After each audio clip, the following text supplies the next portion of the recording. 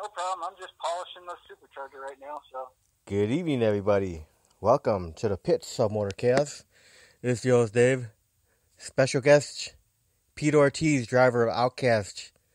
All-Call Funny Car from the Swift All-Call Funny Car Group. How's it going, Pete? It's going pretty good. How's it going? Yeah, it's going. I could use some warmer spring-like weather since it's already spring, but we're like in the 30s, something like that. Oh, man, that's cold over there. Yeah. So, Pete, first question is, we're going to go back in the time machine now.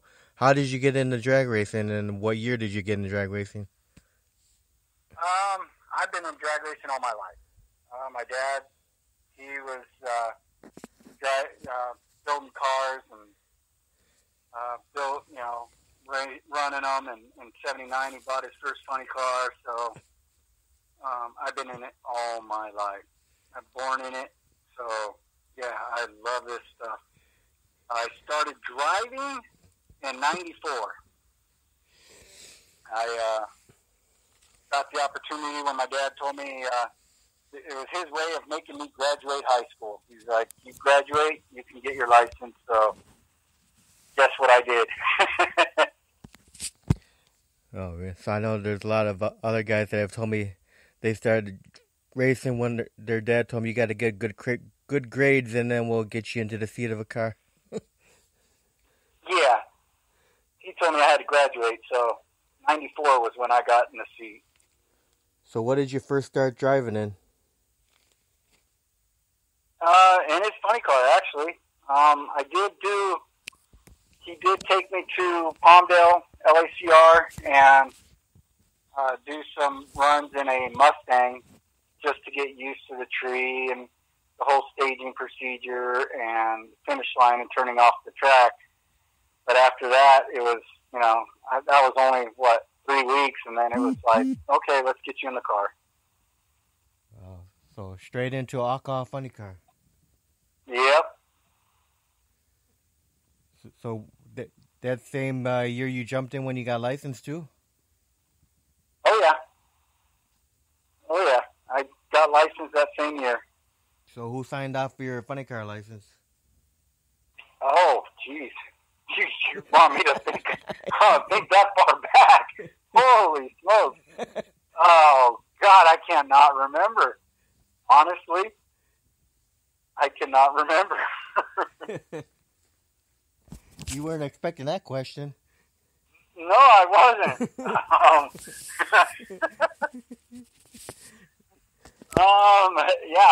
I know Bernie Longjohn did it. He was the track manager at that time over there.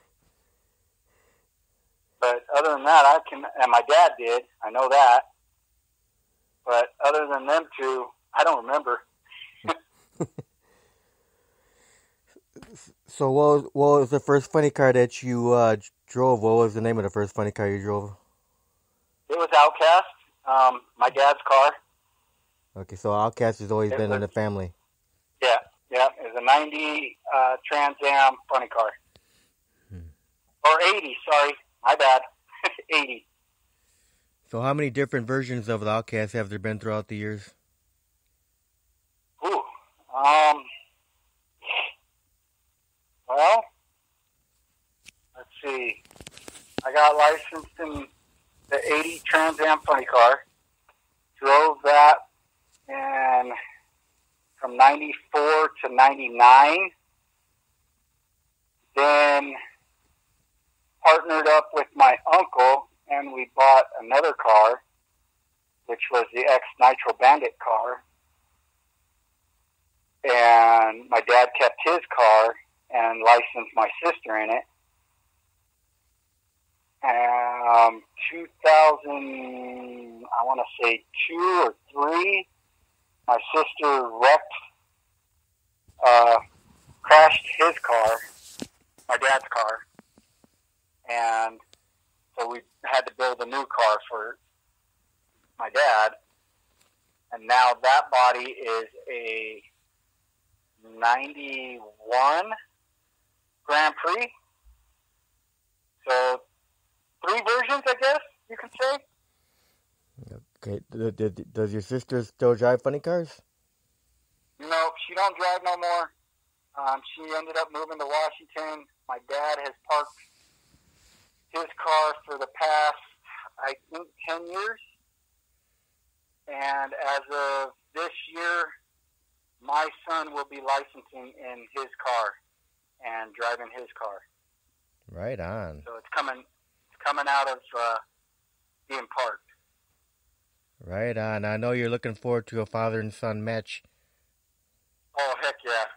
I did it once with my dad, and now I'd love to do it with my son. Yeah, I was talking to the guy from Australia today.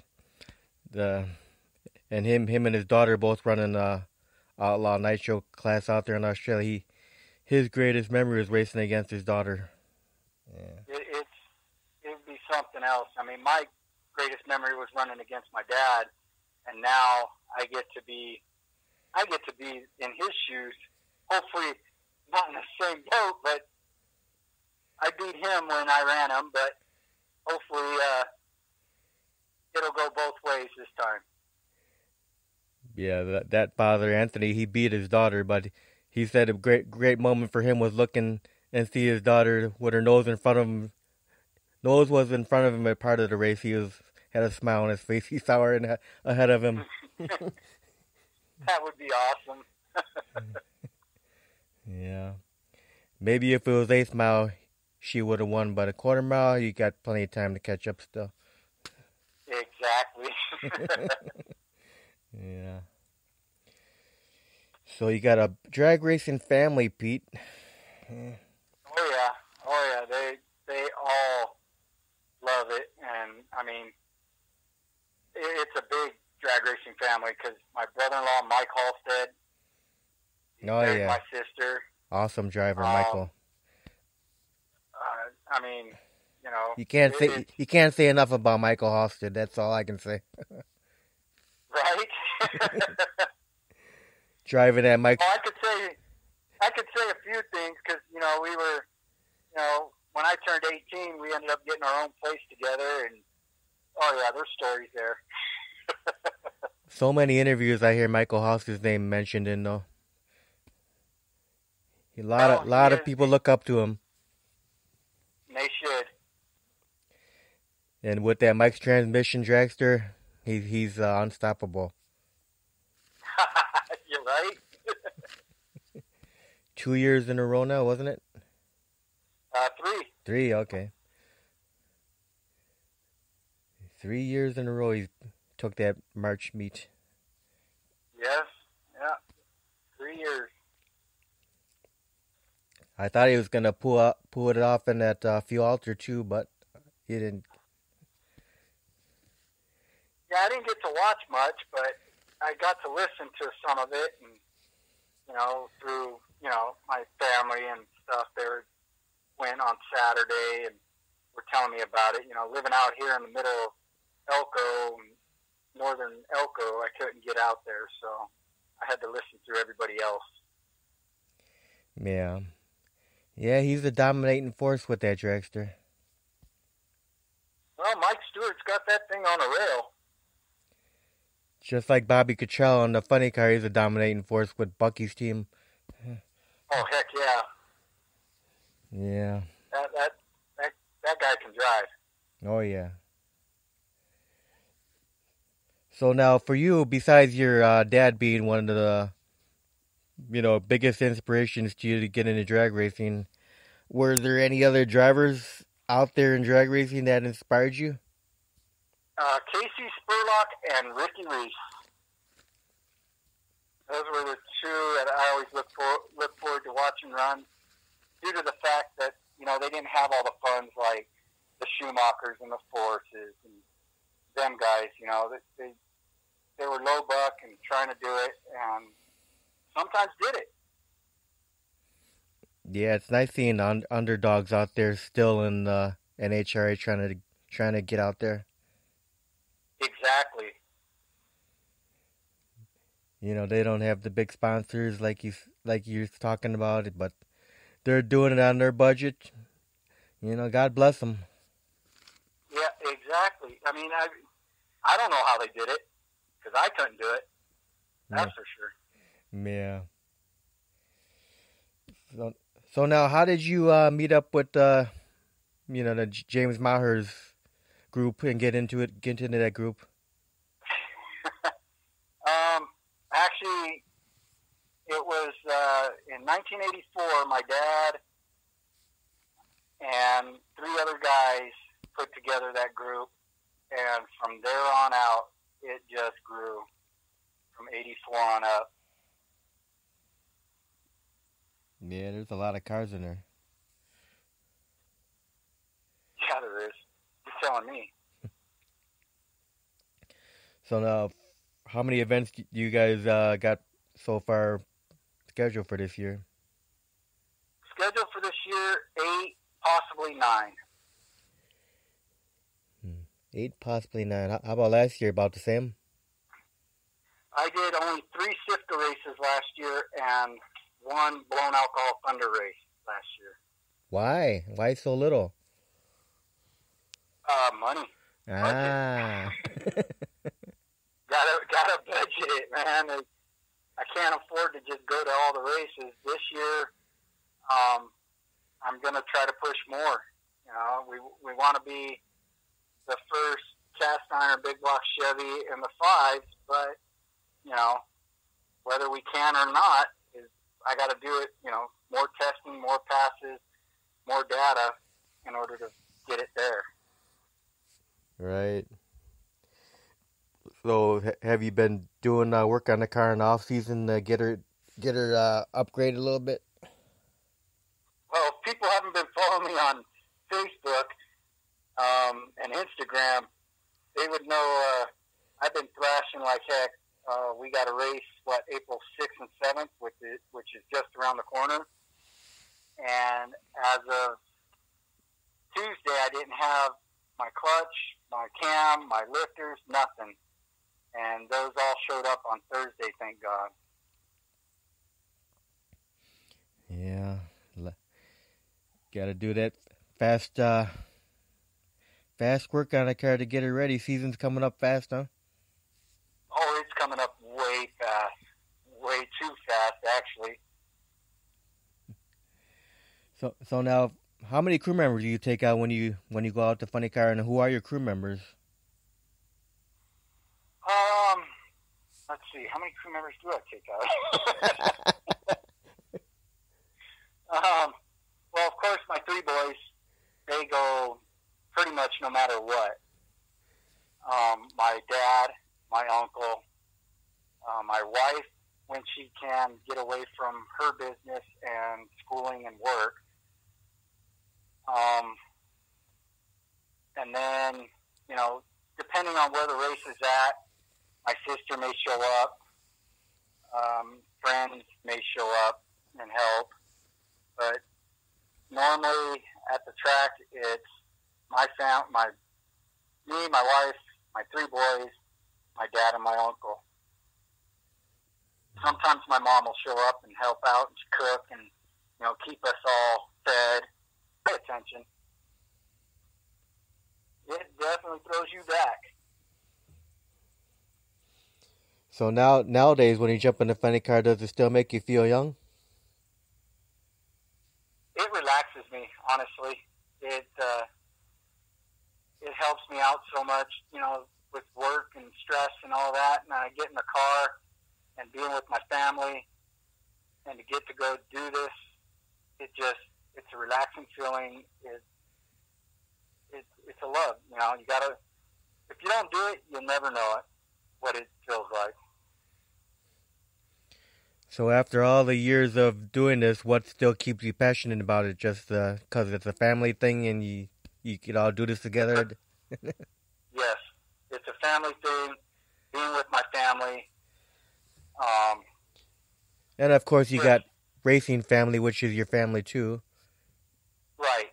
And then the racing family, yeah, they're worse than my regular family. They're like, when are you bringing the car out? Come on, get it done. I'm like, dude, calm down, man. I'll get it done. I'll get it done.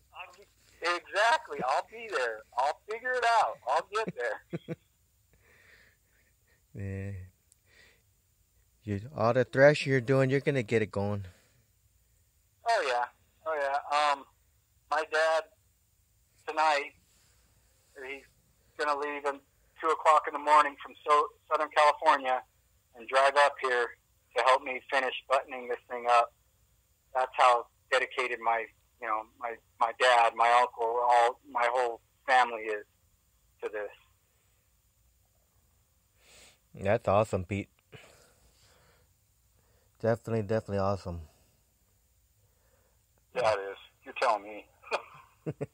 A family that races together stays together, huh? Exactly. So now, I know you didn't do much racing last year, but how'd you do when you were out there? How'd the car run? Car ran good. For Sifka, it ran too fast. We were trying different things, lifting at half track and coasting from half track on to try to run 750s. It worked a couple times. A couple times it didn't. A couple times it went 708 instead of 750. It was like, well, maybe I'll lift a little earlier. I don't know. It's a guessing game with this car.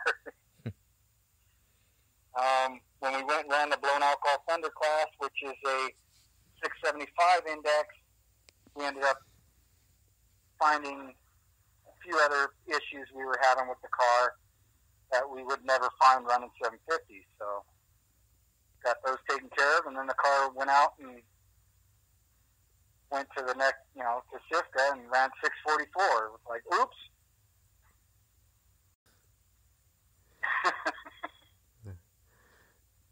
So is 644 the quickest pass you made with her?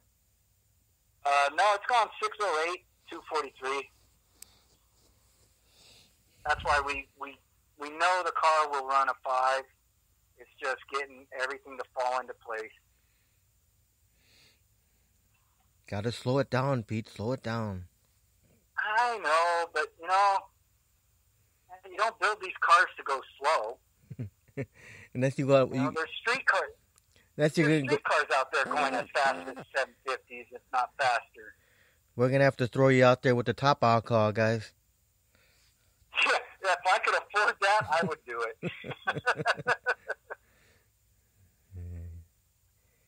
Yeah, she's running fast enough to get out there with them. Not quite. Those guys are running 550s, 540s, and I'm nowhere near that. Yeah, I'm sure if you did enough work on that car, you'd get it there. Maybe.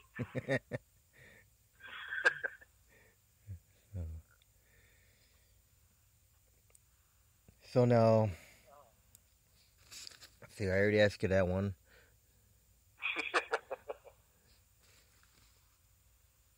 The Outcast name, who came up? Your dad came up with that name? Yes, he did. I mean, why did he come up with the name Outcast? Well, back when they started Sifka, we went to a race at Palmdale, and I'm not going to mention no names, but a certain someone told my dad that we were not able to park with the rest of the group.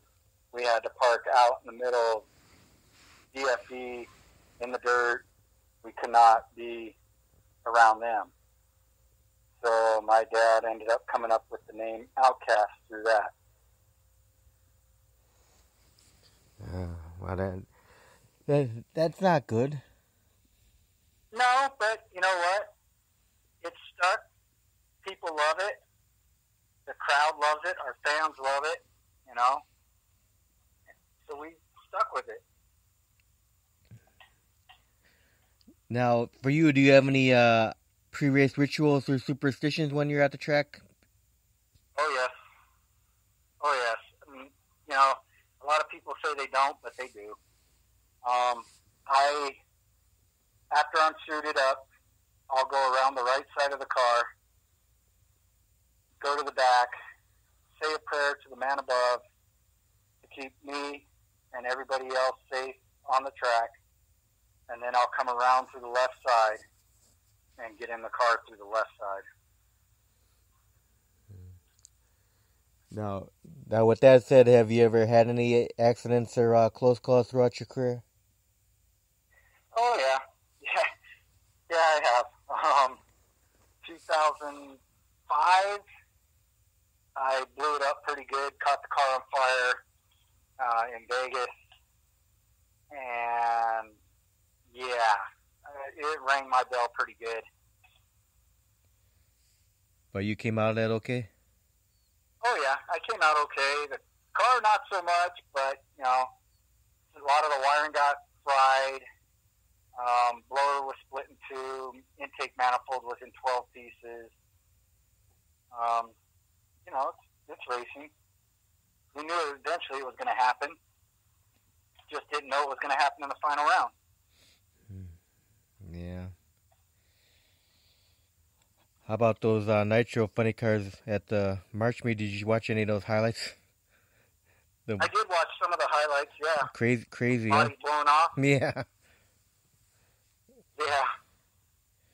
Yeah. That is crazy. So now, for you, what's your Outcast funny car? What goes in the prep to get that thing ready for a weekend of racing? When we get it home, you know, we'll unload the car, get it up on stands, and drain oil, check bearings, check spring pressures, pull the clutch, get the clutch reset, go through from back to front, checking all nuts, bolts, make sure nothing come loose. You know, these things do get tire shake pretty frequently, so we got to make sure everything's still tight. And then we go through and look at all the welds and make sure there's no cracks or anything like that. Yeah, of course, you probably got to check the hauler to the trailer to make sure the tires and everything on that Oh, thing. yeah. Oh, yeah. Always got to check that out. Yep. So, Peach, what are some of your favorite tracks to race on? I got two favorite tracks, and one came about just this last year, and that was Firebird Raceway in Boise. That track is amazing. The people, the atmosphere, it is just absolutely amazing to be there. I love going there. And then Vegas has to be the next one because, I mean, that track is phenomenal too. It was the track I won my first race at, and it's a gorgeous track. The prep work they do there as well is just amazing. So, are there any tracks out in the, out in the United States that you have never been to that you would someday like to hit? Oh yeah, there's quite a few actually. I'd like to go back east to some of them. I'd like to do ZMAX 4-wide there. What other track? There's a few back east, and then I'd like to go to Texas and try to do the Funny Car Chaos. Now, have you done 8th Mile racing? Not really. Last year, Sacramento had a rainout where after it cleared, they tried to dry the track, but everything past 8th Mile just kept coming up the water, so they let us do a test deal to half track, and that was the only real 8th Mile deal I ever did. Well, if you do the Funny Car Chaos, you have to do the 8th Mile. Oh, I'm good with that. I know she's going to be picking up speed getting to the 8th Mile, but you're going to have to shut her down. Right? All the fun is already over.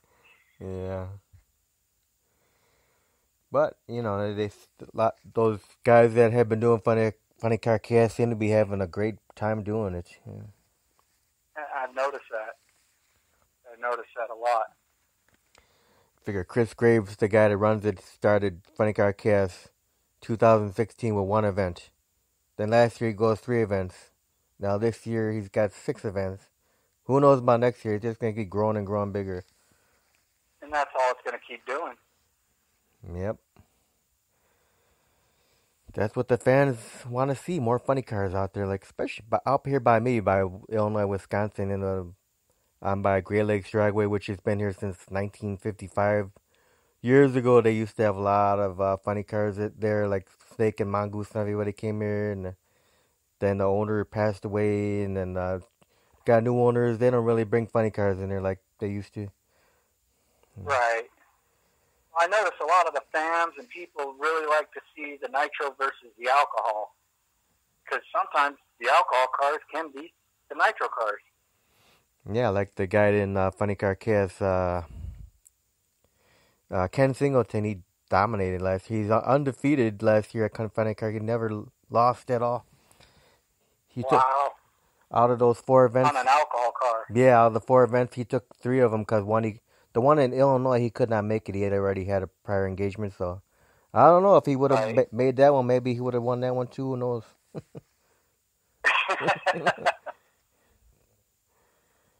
Yeah, so yeah, those alcohol cars are unpredictable.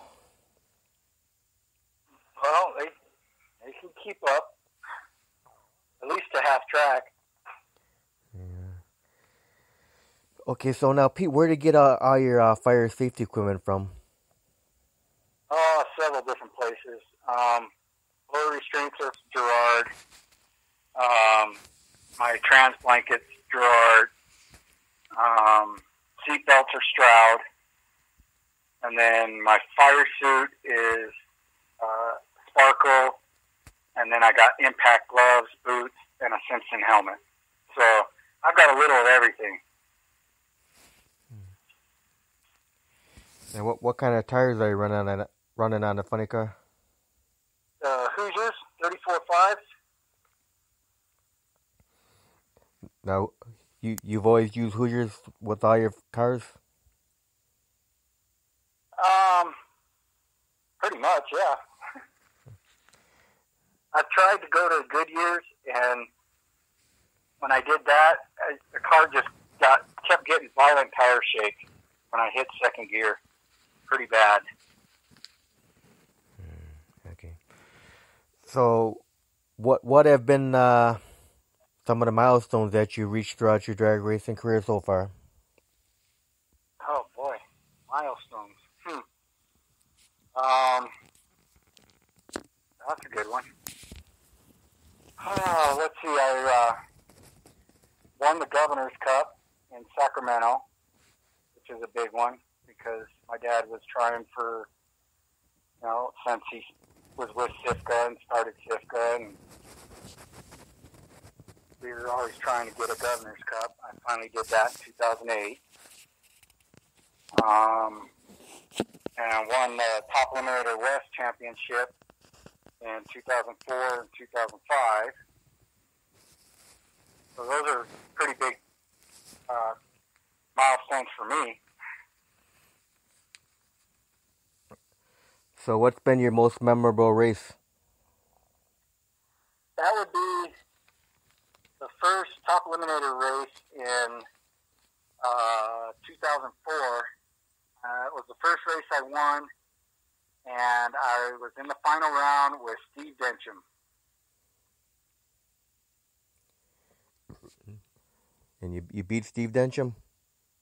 I beat Steve Dencham when they were running Top Eliminator West with us, when they had their alcohol car.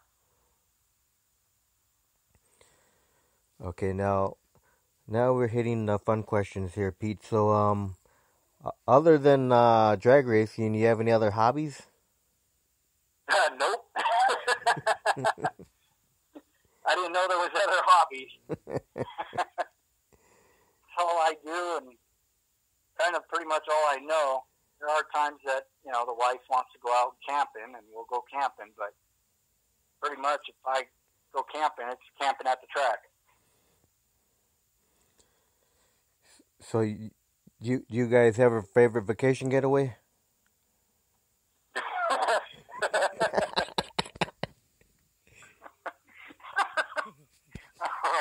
Oh, man. No, I'll let you know that towards the end of this year if we do another interview. Your vacations are camping at the drag strip, huh? Pretty much. All right, so with the Sifka group, you have a greatest competitor? James Mayer. James Mayer with the junior vibes. Yep, definitely James. I mean, both second-generation racers. I remember James, when I got licensed, James was just, little. And then he gets his license, and it was like, all right, we got to run each other. And then ever since then, we're always trying to run each other. He's a thorn in your side. Oh, yeah. Yeah, he can run 750. That's why it's like, well, if I run against James and I can keep him next to me somehow, then I should be able to run this just as close to 750 as he does. But it doesn't work that way. I've tried. So how many awards and trophies, plaques, like that kind of good stuff have you won throughout your career now? Oh boy, I think the last time I counted was around 20 or so. With Sifka, Top Eliminator, West, all these classes I ran. About 20.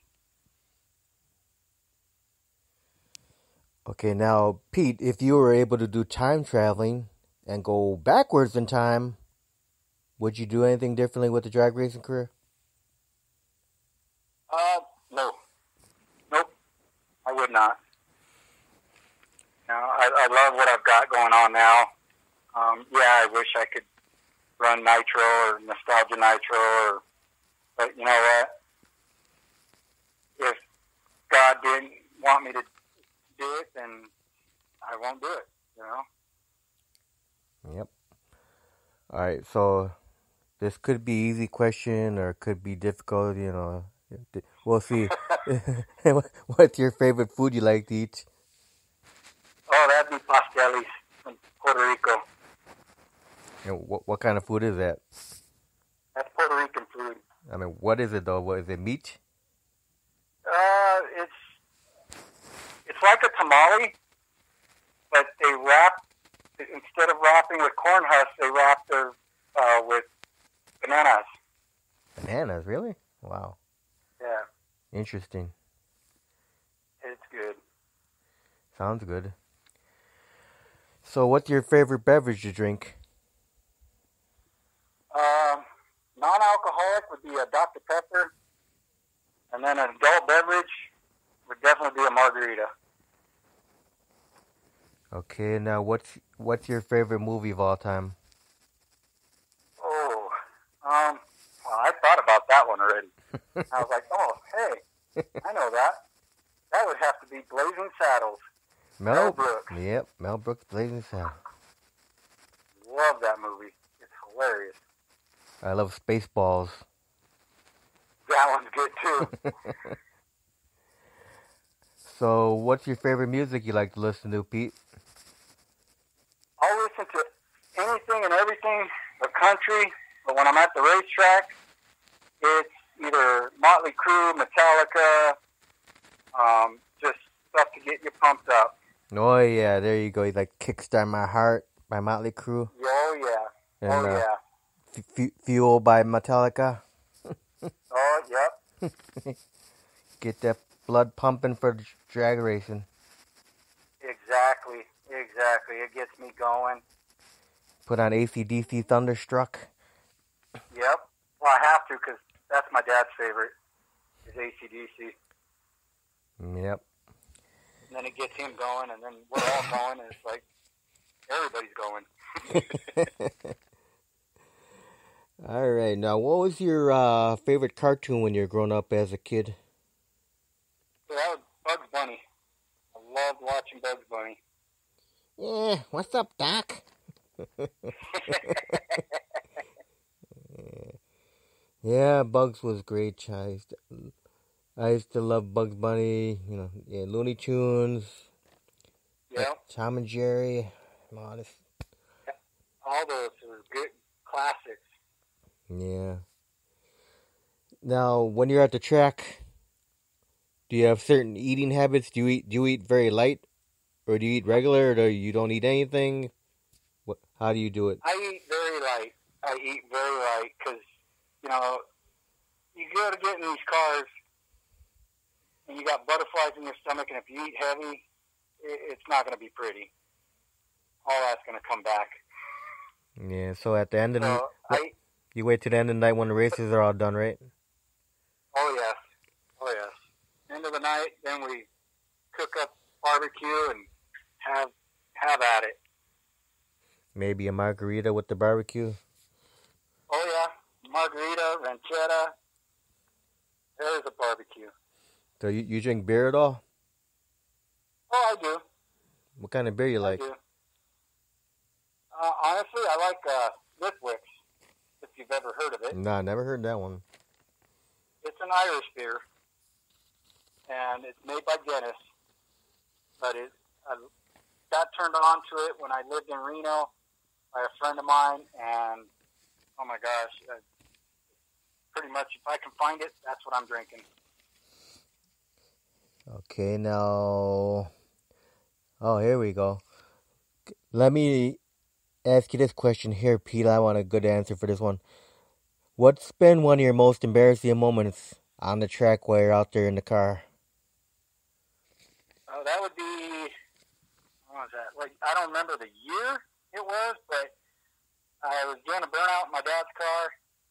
Boiler belt shredded apart, caught the throttle cable, opened it up a little, and then it ripped the return line off and caught the car on fire. Oh, no. By the time I got the car shut down and pulled off, I was getting out, and I had a guy come up and say, hey, the car's on fire, you're on fire. And I'm thinking I was on fire, so I jumped off the car and started rolling in the dirt and trying to put myself out, not knowing, no, it was the car that was on fire, not me.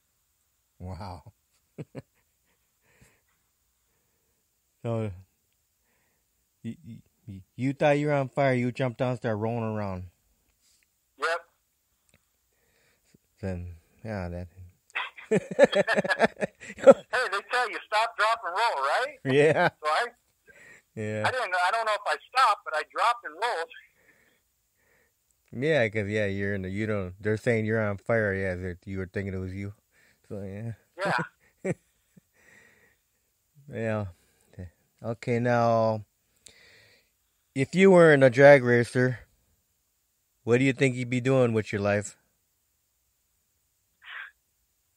I don't know. Working on cars, maybe? Never thought. Working on cars. Maybe a male gigolo. Who knows? I have no clue. So, what's been the fondest memory that stands out to you in your drag racing career? That would be winning the Governor's Cup in Sac. Seeing, I won the race. The crew gets down to pick me up at the top end, and seeing my dad in tears because of the strive that he had to try to win that, and I did it. It made me feel good inside. So that would be the one. Oh yeah, seeing those tears of joy streaming down your dad's. Yeah. Yeah, it was awesome. Yeah, that's one of those touching moments. It was actually. The first race I won, I cried because we were trying so many years to even win a race, and then I finally do it, and I had tears in my eyes. And my wife looked at me and goes, "Why are you crying?" I'm like, "Really?" I won! Yeah. Yeah. So now, how do you think it is for kids that come out and watch drag racing? I think it's highly important. I mean, to me, this is what kept me from being out there gang banging, doing drugs. I mean, it is kind of a drug, but, you know, it's a little bit safer. Yeah, it's a better addiction. Better addiction. But it keeps them out of trouble, and that's what it did. It kept me out of trouble. Yeah, I'd rather see a kid saying, Mom, Dad, I want to go to a drag race. I need money instead of using it for drugs. Yeah. Exactly. Yeah. There's too many zombie kids, though, sitting in front of TVs playing video games these days, though. Oh, I know, and it's just the way society has gone, you know? Exactly. Like when we were young, we'd be out playing all day and night after school. Yeah, I'd be riding bikes all night and then get yelled at by your parents, hey, get in, it's dark. Like, I'm not done. Yeah, I tell a lot of the drivers in the interview, if we could pull some of these kids away from the video games and take them to a drag race, maybe they'll love the drag race and say, oh man, there's other stuff out there. Well, yeah, they'll get to see the interaction with the drivers, and you know that was the one thing that got me in Firebird and Boise, Idaho, was the fans. I mean, I had a line of kids and adults wanting autographs, and I'm like looking around, where did I go? I've never seen this. Now, do you fit a lot of kids in the seat of the funny car? Oh, yes. All the time. They want to sit in there. They're more than free to sit in there.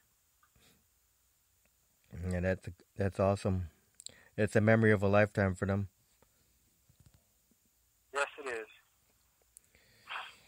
So now, people that are listening into this interview want to find out where Pete Ortiz is going to be at. What's the best way for them to find schedules? I got my schedule on Facebook under Pete Ortiz or under Team Outcast Racing. Also, probably the Sifka Facebook page too? Oh, yeah. Sifka Facebook page, you probably have it, and same with their Instagram. Cool. Well, Pete, do you have any final words or thank yous you want to do before we close? Just like to thank my wife and my family for letting me enjoy doing this and helping me out. Awesome. Well, Pete, I want to thank you very much for taking time tonight to interview, and I wish you the best of luck with the drag race season this year. Thank you, and I hope you do another interview. Yeah, we'll do another one and get an update on you. Sweet. So, you have a great night, Pete, and thanks again. And like I said, best of luck. All right, you too, and talk to you soon. Okay, take care, Pete. All right, bye. Bye.